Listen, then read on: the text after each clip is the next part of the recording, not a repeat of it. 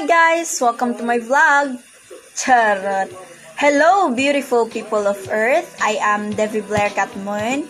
I live in Dao Hinaplanon, Iligan City.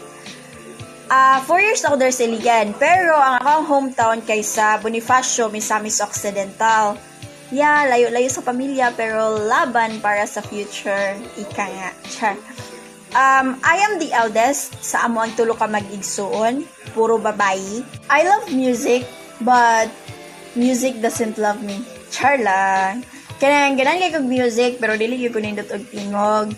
Naga-play ko og some instruments like uki, guitar, piano, og uban pa. Pero dili kay kumayo na. Nag-major lang ko sa uki. I also love playing basketball, pang pawala lang sa stress. Kana ako ang hobbies, ako ang mga hilig na ginabuhat sa ako ang boring na life. Kung ang motivation sa pag-take aning education na course is my family.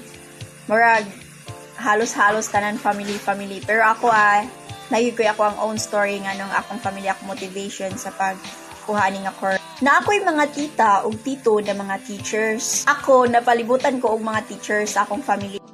Ano man ka maging ana, nga dagan kay buhaton, kapoy kaayo. Well, if it is your passion, then walay makabuot nimo ana. Basta, imong i-promise yourself nga kaya nimo. And, kaya nun nimo, bisag unsa kalisod. And, ako ang expectation ani nga course kay unta, though, nata sa gitawag na new normal, kay I hope it is fun. Basta kanang while nag-take up ta ani nga subject, paingon hantud mahuman na unta.